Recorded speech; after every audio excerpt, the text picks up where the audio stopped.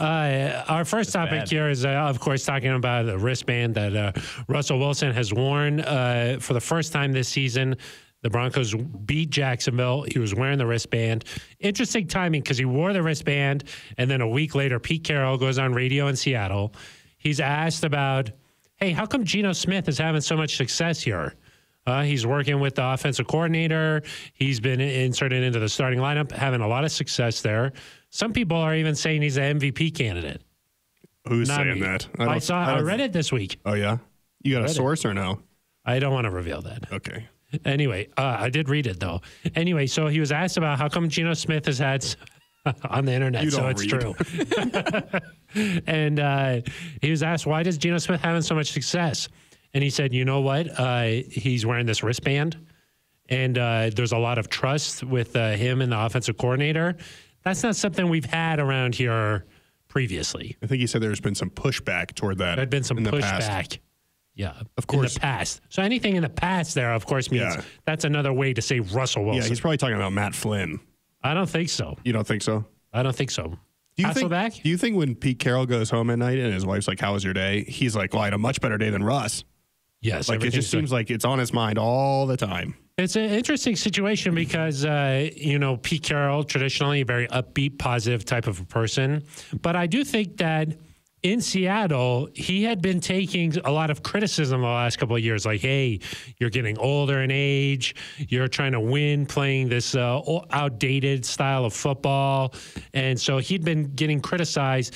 He doesn't let Russ cook enough there. He's been facing that criticism publicly. Yep. Now that everything is unfolded the way it has. Well, and to just jump in, people were also saying they should fire Pete and keep Russ in Seattle. Yeah. I mean, that's what they were saying there. Yeah. And so then now the way everything's unfolded, Seahawks are having a lot of success this season, leading that NFC West division. Maybe he's thinking, okay, this is my time to take some shots back. Not just at Russ, but publicly just saying, look, I know what I'm doing here. Yeah. Well, I mean, it's been pretty much all season. Yeah. After the Broncos game against the Seahawks, there was a comment about how Russ can't throw to his left, and Russ came back a couple weeks later and said, that was a pretty good throw going to my left. Yeah, I guess I can still do that. Yeah. It's just interesting to me because it is, people talk about this like a breakup. And it's like, if you go off after a breakup and you meet somebody new and you, oh man, the takes are too spicy. Yeah. You go off and you meet somebody new and you're in a relationship and, maybe you move in and you get engaged and you get married. It's like, okay, well, you've moved on. You've moved on. You're winning. The other person still single by themselves. Bad. You're winning the breakup. Why do you need to then take shots at this other person? And right now, the Seahawks are kind of winning. They're married? Well, they're having success. They're 6-3. They've moved in. They're leading their division. Yeah. Meanwhile, the Broncos are struggling. They're 3-5. The toothbrushes in the same bathroom. Yeah, exactly. There's a little drawer. Toothbrush over, yeah. But it's just like, listen, you're winning, and in the NFL, when you win, you can say whatever you want. That's part of what happens in this league. Yep. But at the same time, in my mind, I'm like, okay, well, you're having success. Like, there's no need to take shots. Like, it would make more sense if the Seahawks were 2-6 right now and the Broncos were doing really well, then I could understand him taking more shots because being defensive a little. Yeah, defensive, frustrated at how things are going. Things are great. You're on you're in Sandals, Jamaica. Take the high road, huh? You're having a nice time. Sandals, huh? Yeah. Wow, okay. Nice. Like, why? What in this analogy? What's happened to Russ? Russ is still, maybe he's on an app. He's on some apps? Yeah, he's still exploring. Got it. You're trying to find, some stability. Got it. Maybe the game against Jacksonville, it's like he just went on a really good date. Uh-huh. But you gotta string dates together here. Yeah. What made it a good date? I'll tell you when you're older. They got dessert. Yeah. Exactly. Okay, got it. Yeah, they scored, okay, right? Isn't that yeah, they at the red zone. It was third down. So that's it. Anything? Nothing to add. Okay, got it. Oh man, got it. Okay, got it. There was one other thing I'd say, but maybe. I think we're probably. I can keep going all day. I think so. I think that's an easy analogy, but I think we're right at the line. Okay. Yeah, I mean, it's interesting that they keep taking these shots at each other. Well, Russ is responding. He's always responded. So yesterday at the podium on Wednesday this week, he was asked about it. Yeah. And he said, I won a lot of games there without the wristband, so who cares? Yeah. He said, we won a lot of games. Yeah, we won. I think there's an important distinction there, but we won a lot of games. I have an idea here. Okay. We have not talked about this off air, so this is just an idea. Really good. And are you nervous? Whenever you get ideas, I'm nervous. Yeah. Do you think that Pete brings these things up to try and get in the head of Russ a little bit? Like he noticed Russ wore the wristband. They won. And so then he's like, I'm going to get in his head a little bit. Hey, he never wanted to wear this here. So now Russ hears that and he's like, I don't want to wear the wristband anymore. Like just to prove a point, you know? So he's kind of like trying to improve their draft pick. He's trying to, exactly. I think that's a little bit much to assume that he's trying to get in his head. So you think Pete's watching all the Broncos games even after week one and he's like, yes, hey, no I wristband? think he's paying Check. attention. And then against Jacksonville, he goes, oh, he's wearing the wristband. I gotta make a comment. The timing of it is very interesting. Like, why bring up the wristband? It was 1 week later, though. Yeah. Well, maybe he didn't have an opportunity, and he was like, hey, cue me up on the wristband. Maybe post-game in week 8, he could have been like, hey, hit me on the wristband. Well, he's trying to get ready for his game. That was too soon. Like he had to have some time to watch the Broncos game. Got it. Week 8. So then he had some time to watch it. You don't think they've got someone just monitoring for him? I don't think so. He had to do it. Yeah, I think that's a stretch. It's personal. I don't think anymore he's trying to get in his head. I think before the season when he was like 12s, you know what to do. Yeah. Like it's some sort of for just that game. Yeah, no like some more sort of bank robbery movie or like. Well, it's hard because I'm just trying to think of reasons why he would continue to do this. I think he thinks it's funny. I think he enjoys maybe he it. just thinks it's funny. That's true. Yeah. He's got the upper hand right now, so he's going to take those opportunities. And the fans love it. You know, that he's endearing himself to Seahawks fans. The former players seem to love it. Yeah. I don't know. Yeah. No, it is interesting. But it is interesting that Russ continues to respond to it, too. Like, he could just be like, I don't want to talk about that anymore. Well, like, let's stop with that. I think when you know, it's one thing to kind of brush off one or two comments.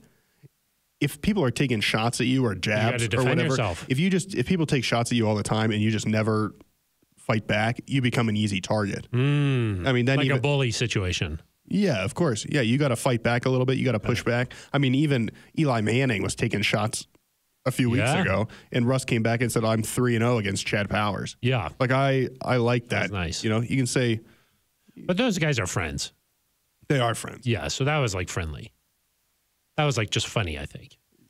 Yeah, love to make jokes about people's livelihood. The other stuff was not Pete. I don't think that's. But I just think if you don't say anything back, you kind of open yourself. Yeah, but at some point, somebody's got to take the high road here. Like either Pete's got to stop doing it, or Russ has got to be like, I'm past that, guys. I'm focused on this game. Well, I think that at some point, and Russ has not been asked this, and maybe that's why, but someone at some point, if this continues, I assume would ask Russell, hey, what do you think about Pete continuing to bring your name up? And then maybe we get a Will Smith situation. You keep my name out. Yeah. Yeah. Okay. I don't think there's going to be any slapping, though. No, probably not. Maybe they see each other somewhere. Yeah. It could be bad. Yeah. They got the same agent, maybe. That's an Aqib Talib joke. Yeah, he's a dirty player. That's an Aqib Talib joke. Harry Douglas, I believe. Well, so while we're talking about wristbands, let's just talk about why do you think Russ, for the first time, wore this against Jacksonville? Well, I mean, anything we say at this point is purely speculation because neither he nor Nathaniel Hackett, as we're recording this, have been asked about it. That's why I said, why do you think? Yeah. Why do you think? But I'm just clarifying. There's no. Sometimes you like to say things and present them as fact, and like really, it's just going on in your mind. If I say it though, it's pretty close. You're like something happened there. It's pretty close. Something happened there, and then we're like, well, what happened? Like, I don't know. Something did though. Yeah, that's accurate. Okay, tell me. I think there's a couple different potential options here. One is that because we know that this is just your thought. So he didn't play against the Jets. And so it's possible if they're trying to make changes to simplify or change things up in terms of what they're calling or formations or who they're utilizing, it's possible that to streamline that process and it could not just be for us too, but to help other guys on offense. We saw them go no huddle. I mean, all of that, it's possible that you're putting it on the wristband just to make things a little bit easier there. The other option, and maybe I tend to suspect this is a little bit more likely, if you have it on a wristband, it doesn't, it's not as simple, I don't think, as saying we're running play 3, because my understanding of how like a pro wristband works is that you've got plays, but then it would be like play 4, but out of this formation with this motion. And so you're still adding things on, but it does cut down on the time in terms of delivering the play. And then you'd get to the line of scrimmage quicker. The Broncos ran some no huddle. And then before the helmet shuts off at 15 seconds, it's possible Nathaniel Hackett could be like, hey, against this look, we've got a really good chance here to hit Greg Dulcich up the seam. Let's look for that first. We've heard of coaches doing that before. And again, I don't know if that's happening, but with the struggles that they're having in terms of putting these systems together, it's possible that gives them a few extra seconds to just kind of get a helpful hint here or there in terms of what to look for. That's what I'm thinking. And we've heard Nathaniel Hackett say, hey, we're constantly looking at ways to improve operationally. And so this might be one of those situations just because it speeds things up so much where Hackett can say, we're running 27 here. And then he opens up his little wristband and then he says the play out to in the huddle, or if there's another way to communicate that if they're going no huddle. Everything's just faster and crisper, where it seems like the Broncos had some issues there. You know, just there's been some stuff where they're not getting to the line fast enough. They're having just some operational issues before the snap. So this way you can help. And then, like you mentioned, we've heard Sean McVay do this in the past. Nathaniel Hackett could say, hey, if you get this look from the defense, go to this guy, look at this guy first. Those kind of things are just, that's not like a crutch. That's just a coach helping his player. I mean, I don't think that's necessarily a negative thing. That's just, hey, we're all on the same page to help move this offense forward. And we've heard that from Nathaniel Hackett just even on Wednesday. He was saying, look, we're still working together and figuring this thing out. Like earlier in the year, there were times where they were calling plays that Russ wanted and he didn't like, but they were calling it, and he said they had success there. And so those things are working. You're seeing the coach being like, okay, let's try and I'll concede this if you want this. And maybe this is a way of Russ being like, look, I'll concede this. I'll wear the wristband if you want this. So, like, these are ways that they're communicating and working together, giving and taking, as they're trying to still figure each other out.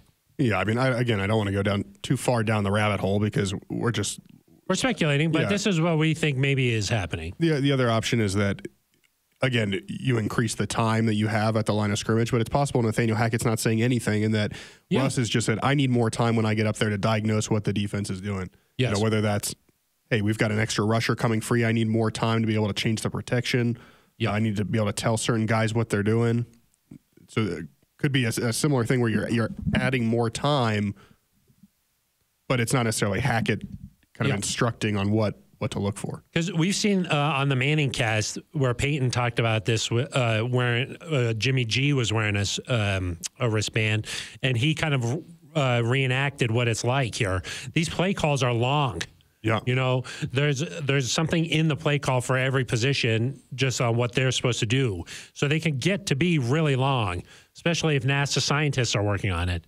And so in just in terms of an operational standpoint, if Hackett has to say that entire play call in the headset, and then Russ hears that, and then he has to say that to the entire huddle, by just saying the number, you're just speeding things up way faster. Yeah. So again, it's not just everything is not written on the wristband because you can run plays from a bunch of different formations and different motions. So they're still saying things, but you're right. It's not the length of his entire forearm.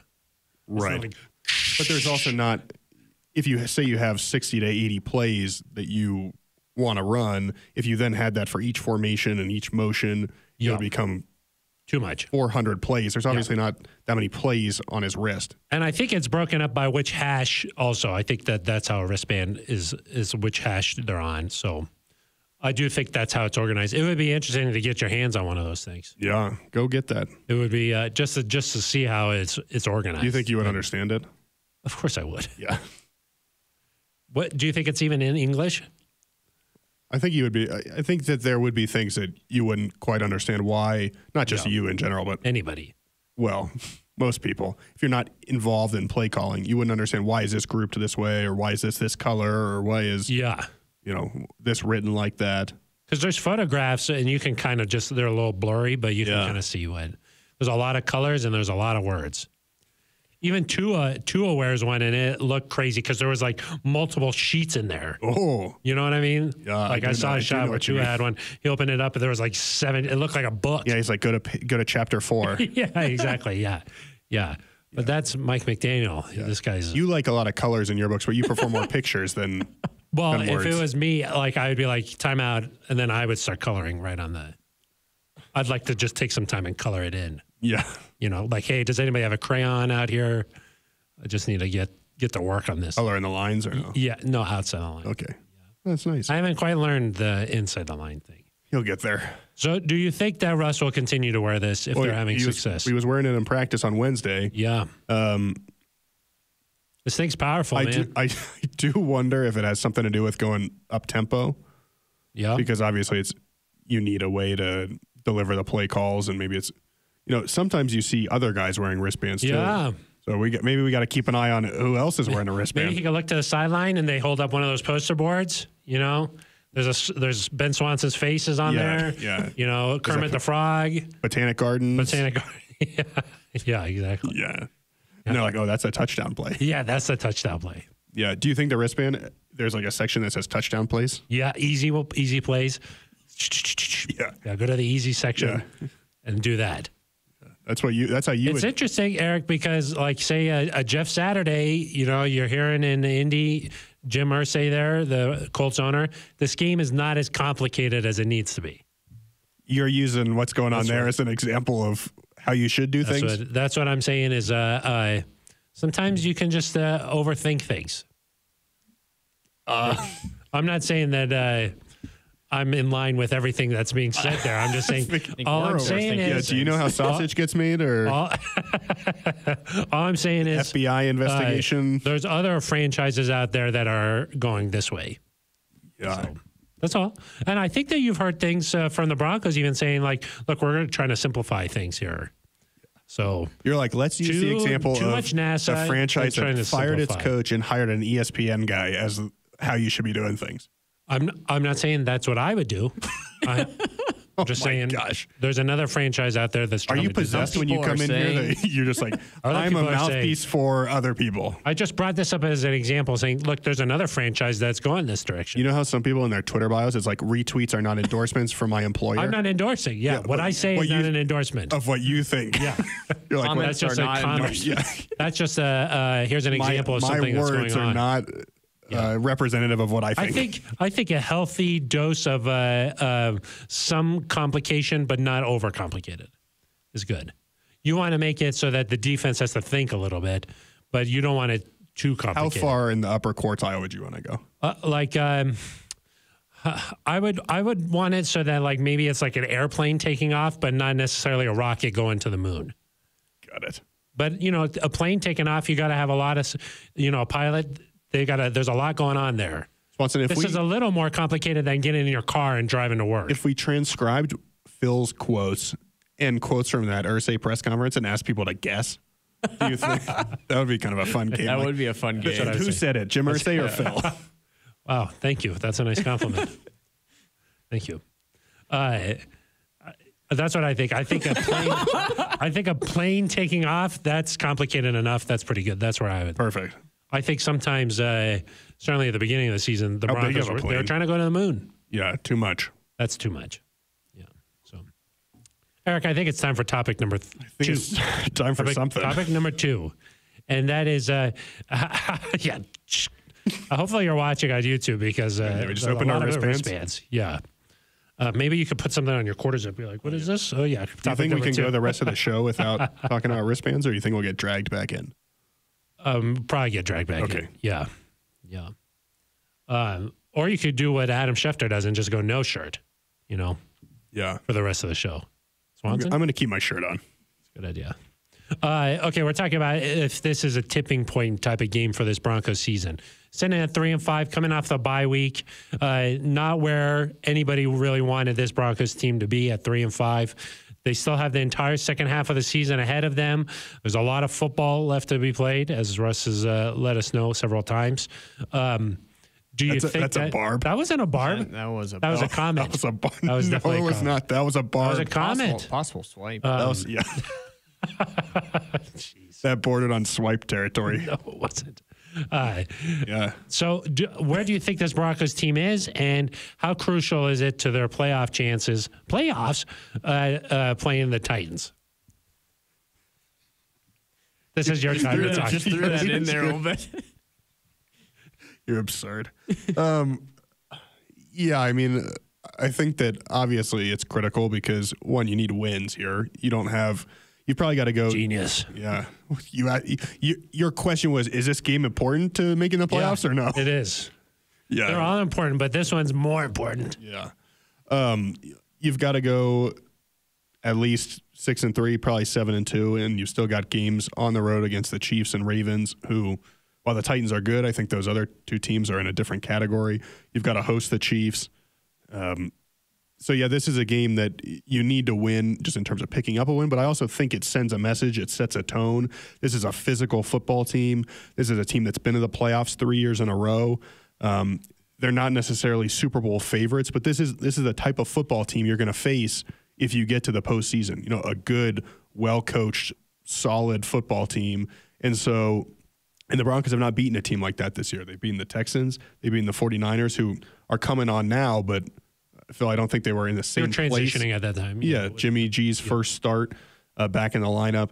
And then, of course, the Jacksonville team that I think its point differential would suggest more talented than its record, but still a 3-6 football team. And so you need to send a message, I think, to the league, to yourselves, that, hey, we can beat these good teams on the road. We can go in and we can play a physical football game.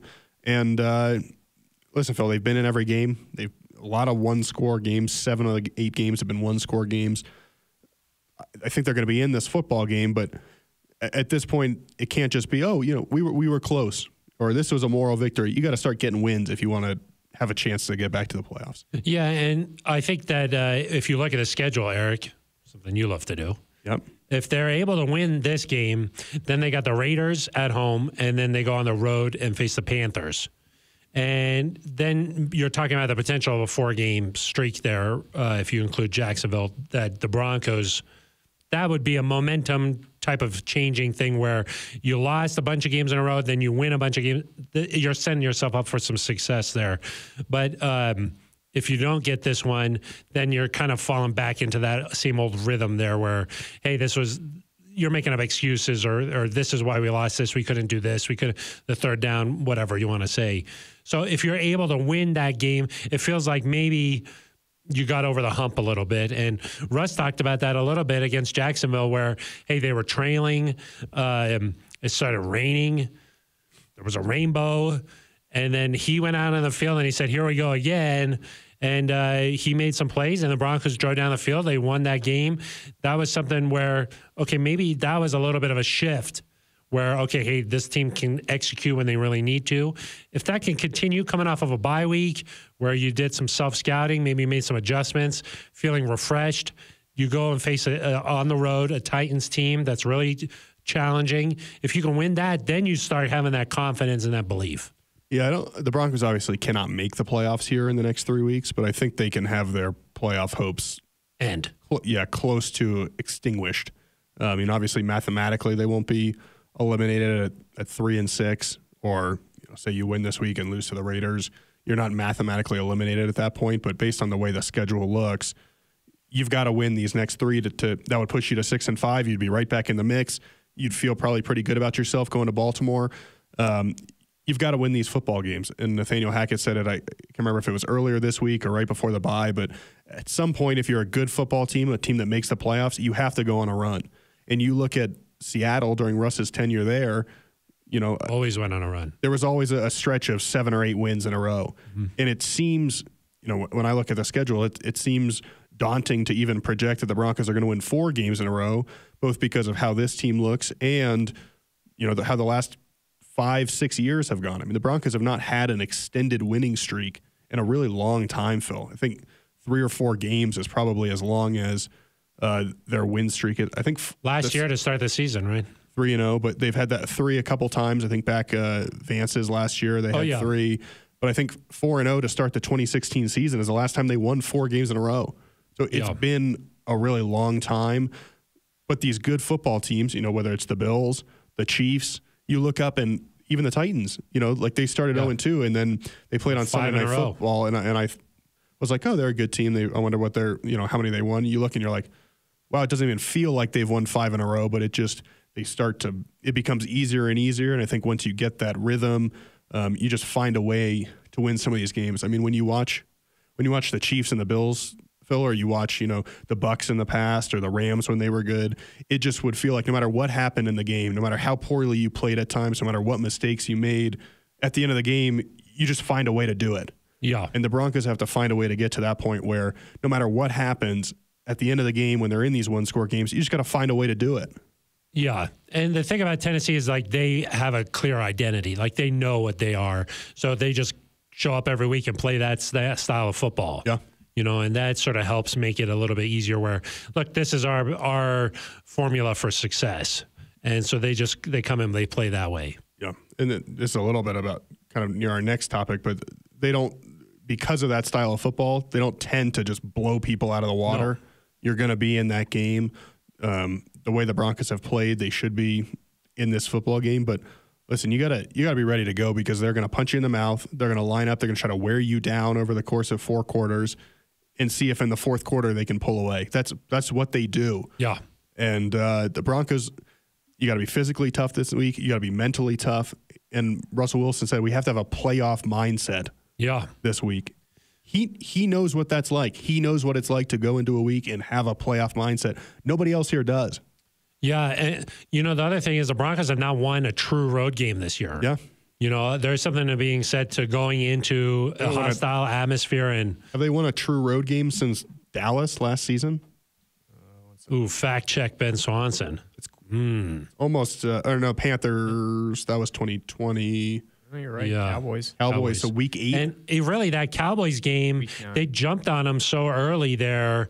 Like with the Cowboys missed out on those 2 4th down plays. Like the crowd was really out of it, and the Broncos jumped. I mean, I wonder when is the last time that it was like really a loud, hostile situation, and they went out there and just executed. I mean, that's been a long time since we've seen this team do that. Swanson? Well, I mean, I wasn't there for the Giants game last year. I don't know what the environment was. I would not consider that to be. Something where it's just, I mean, I don't know. Probably have to exclude the 2020 season with the no fans. Crowd. Yeah, I mean, no fans. Yeah, exactly. As Swanson looks this up, I just think it's not fair to say nobody has experience because of course DJ Jones, K'Wan Williams, some of these guys that have come in. But if you're we've heard Justin Simmons talk about, hey, this is a must-win game. We've got to go get this one. Or we've heard Cortland Sutton talk about how important games are. Well, these guys haven't played in a playoff game, and so they don't know. You don't know what you don't know. Yeah. And so you can say, hey, we're ready for this. We know they're going to play physical. And that's where you hope that maybe guys like a Pat Surtain, a Kareem Jackson, it's been a long time since Kareem Jackson was in college, obviously, but he's played in some playoff games. Pat Surtain knows what big games are like from playing in college. Jerry Jeudy knows what big games are like from playing in college. That's why I kind of like the way that the Broncos have gone the last couple of years in terms of the draft of just Alabama guys. It's a good idea. That's a smart philosophy, but also Baron Browning from Ohio State. Pick guys from schools that have won a lot of football Stanford. games. Exactly. This is what I'm talking about. Okay. But yes, what do you think, Swanson? Well, I have some options here. Okay, we like options. 2019? 2019, they beat the Texans. That was a playoff team, but I don't know how raucous you would say that environment was. That also was a game where they jumped out fast. Yeah. Took them out of it early. I don't know about Chargers crowds. Those typically are kind of split. Yeah. And that even goes, obviously, back several years. StubHub, it was really small too. So they got a win over the 6-10 Bengals in 2018 on the road. Yeah, that was a close-ish game. Yeah. Cardinals in 2018 Jeff Driscoll. with the Jeff Rosen. That was Josh Rosen. That wasn't great. That was Arizona. That's the Von Miller game. Yeah, the Von Miller game. 2017 Thursday night against the Colts. It's been a while. Not a whole lot of road wins. There's not a lot of road wins. Well, and the other thing is they haven't won a division road game against the Raiders or Chiefs. I haven't won any game against the Chiefs in a long time. But this is going to be one of the this is a lot like the Raiders matchup where it's a physical football team. You don't have that experience winning a close game on the road in a while, and so you've got to find a way to do it and prove to yourselves that you can. And do you think if they are able to do it this week, that would be enough of a shift where you're like, oh dang, this? Well, I think the Panthers, I would certainly hope that they could knock off. The Raiders still scare me just because for whatever reason this team has not matched up well with them. I think 5 consecutive losses, 6 consecutive losses now. Josh Jacobs plays like a Hall of Famer every time he plays the Broncos. The Raiders have blown a lot of 17-point leads, but they've gotten out to those 17-point leads, so you know they're capable of scoring. So, yeah, the Raiders game still scares me. But listen, again, playoff teams, you've got to beat good teams, and you've got to beat a bunch of them in a row, and it can't just be like, oh, we tried hard against a good team, or like this team is just too tough, so we didn't have a chance. I mean, this team, even if you don't beat Kansas City or Baltimore, which kind of where I look at, okay, probably the most likely losses left on the schedule, you still got to go show that you can be competitive with them. And if there is one thing this team has done, Phil, that last year's team didn't do, or when Vic was here, there were some games where you just get blown out. And the Broncos, to this point, and granted they're about to face a much different level of competition, but they've not been blown out. They've been in every game. And so that gives me a little bit of confidence, but you just hope some of these one-score games flip over. Yeah, I mean, it could be enough. It could be enough where you're like, we just beat the Titans. This is a perennial playoff team. Yeah. They've been the number 1 seed before. We went into their house and beat them. That could be just enough of a message inside the locker room where you're like, we've turned the page. And it probably also indicates that you dictated how the game went because they want to play a certain brand of football. And if you go in there and beat them, it means you're probably not going to beat them at their own brand of football. It probably means you go in and you've changed the terms. You've either made them throw the ball more, or you've gone quick and had some success against their defense. Well, Patrick Mahomes threw the ball 68 times last week. That's a lot. I think they ran 91 plays. Eric, that is insane. That's a lot of plays for that defense. I wonder, just coming off of a game like that, that's hard to just bounce back the next week and be ready to rock. Yeah, so it'll be interesting. I mean, the Broncos defense came back after playing 90-something plays against the Chargers and held the Jets to 17. It's 100 defensive snaps for the Titans defense. Oh, really? That's what the game book says. Yeah, so that's a lot of plays. Yeah, more than 99. It is one more than 99. Yeah. Yeah. Maybe less than 101. How many times will Russ throw the ball this week? I don't want to make a guess because I don't have a great sense of how many. I would guess he throws the ball 25 to 30 times a game on average. Well, if you're trying to be balanced, let's just say it's like 30-30. But if you're running 100 plays, that's true. Then it would be 50-50. Could be really 50-50. You're a math guy. Could be nice. Well, Phil, should we talk about the challenge that the Broncos have in stopping these guys? You want to move on? I think it's time to go to topic 3. Okay, let's go to topic 3. Yeah. Derrick Henry, of course. Yep. Derrick Henry leads the league in rushing yards this year. Yep. The Broncos have had their challenges trying to defend opposing running backs. The defense has been really good this year, but they haven't quite faced a guy like Derrick Henry yet. What kind of challenge is this going to be for not just the guys up front, but really the entire defense? Yeah, I mean, the Broncos have had a little bit of success against Derrick Henry when they've played him before. I think in 2019 and 2020 they did a pretty... Yeah, didn't Josie Jewell blast him a little in the backfield? I think he did at one point. Listen, this guy's really good. He is... Different kind of blast, by the way. Yeah, of course. This isn't a Pete Carroll blast. This is different. Actual physical blast. And he's kind of at his most dangerous when he gets to that second level, because if you can contain him kind of at the line of scrimmage or with that first group of guys, you've got a chance because you can have multiple guys to the ball. But if he gets free into the second level and he's one-on-one with Pat Surtain, or he's one-on-one with almost anybody really, you're not going to like your chances. And so the Broncos have to do – this is a DJ Jones game, a Draymond Jones game, Deshaun Williams, Mike Purcell. Maybe the Broncos I think the Broncos ran a little bit of four-man front at times against the Jaguars. Maybe you get Mike Purcell and DJ Jones out there at the same time, push out Deshaun Williams and Draymond Jones to the edge, run some four-man fronts, because the Broncos in Bradley Chubb lost a good pass rusher, but they also lost by far, in my mind, their best edge setter. And so you're counting on Nick Bonito, you're counting on Jonathan Cooper, Jacob Martin, maybe Baron Browning if he plays. He did not practice Wednesday.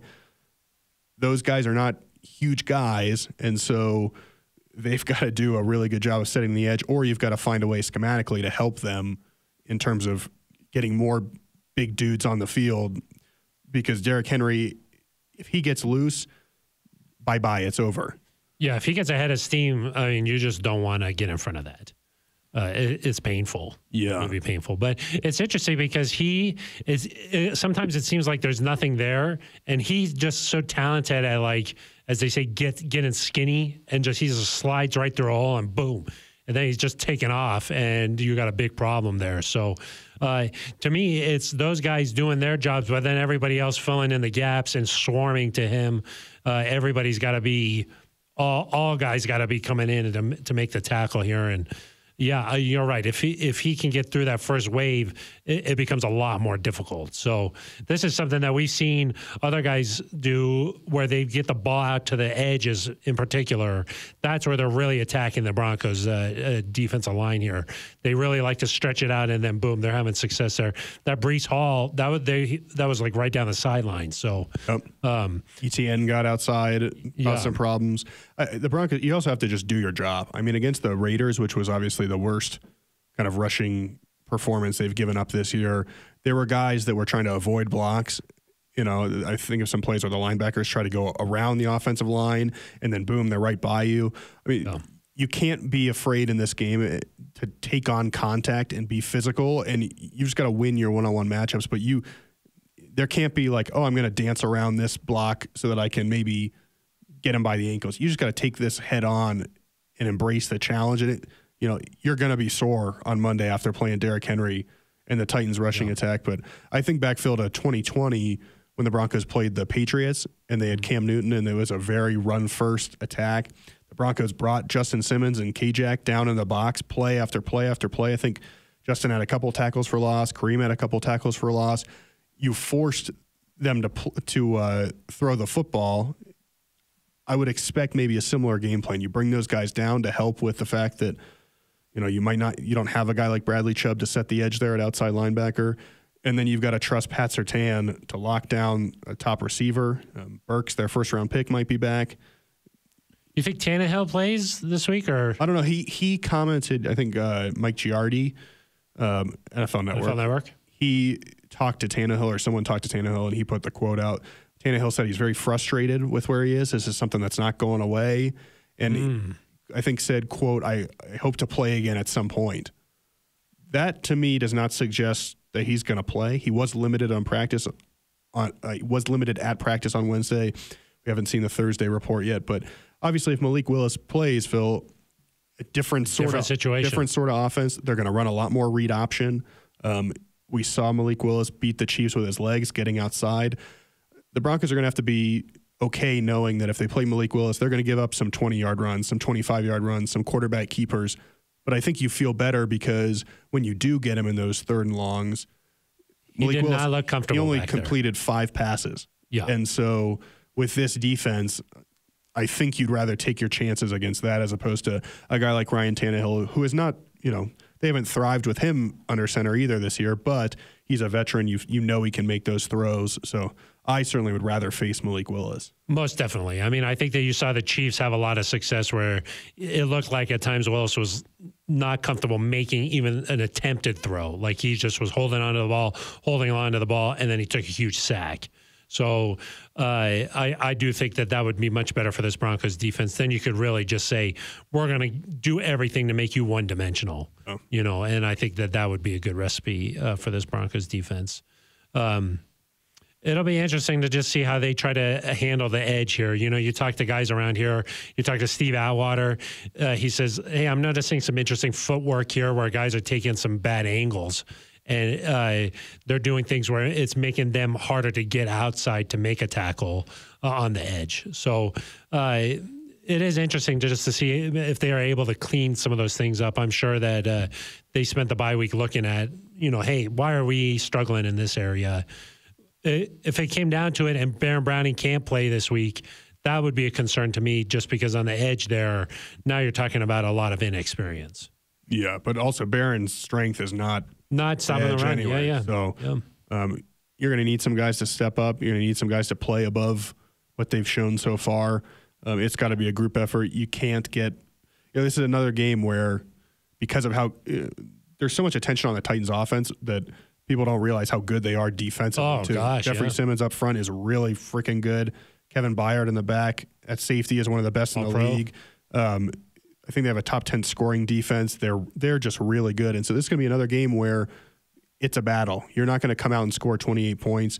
This feels to me like a 13-10, 16-13, 10. I mean, 10-9. This is going to be a grind, in my opinion. Patrick Mahomes and that whole Chiefs offense, they were at 9 points for the majority of the game. Yeah. I mean, it's going to be a grind. And so you've got to, if you're the defense, the Broncos defense, you've got to hope that your offense can score some points, not make mistakes, not put you in bad positions. But that's, everyone talks about, hey, the Broncos should go up tempo. The Broncos should go up tempo. Well, that's all great. That's well and good. But if you go 3 and out and you give the ball right back to Derrick Henry, that's putting your defense in a tough spot. So the Broncos, I think, need to choose their spots in this game where they go no huddle. They need to be cautious of that. You can't hang if your defense plays 35, 40 minutes in this game. That's bad. You're going to be in a bad spot. Fourth quarter is going to be bad. So they gotta be aware of that. The only way I see it not being like, I do think it's going to be like that, but the only way it would not be like that is if somehow they hit a couple of deep shots over the top early in the game. The Broncos do, yeah. And then if you get out to a lead against this Titans team, then that really puts the pressure on them because they're so solid everywhere, but they're one thing where they're not able to play that type of shootout type of game just because that's just not how they're built. So if you are able to get out to a lead and force them to try and play from behind, that's where they get into a little bit of trouble. So you saw the Bills earlier this year. I think they might have put up 40, Ben Swanson 41 something. Yeah. So that's where they get into trouble is when you get them off their rhythm, you get an early lead, and then that's where you can have some success against this team. Yeah, and they are 30th against the pass, so there's an opportunity there. They're good against the run, but not as good against the pass. KJ Hamler was added to the injury report Wednesday, Phil, so we'll have to keep track of what's going on with him. If he can play or not, yeah. Obviously, the Denver offense not quite as explosive without him, but that would be a huge loss if you ask me. Of course, especially the way he set up Greg Dulcich for some of these catches. And the way Sutton's been playing these last few weeks, the production has got to come from somewhere. It can't just be Judy and Dulcich, if you ask me. Yeah, so we'll have to keep an eye on that. Yeah. So,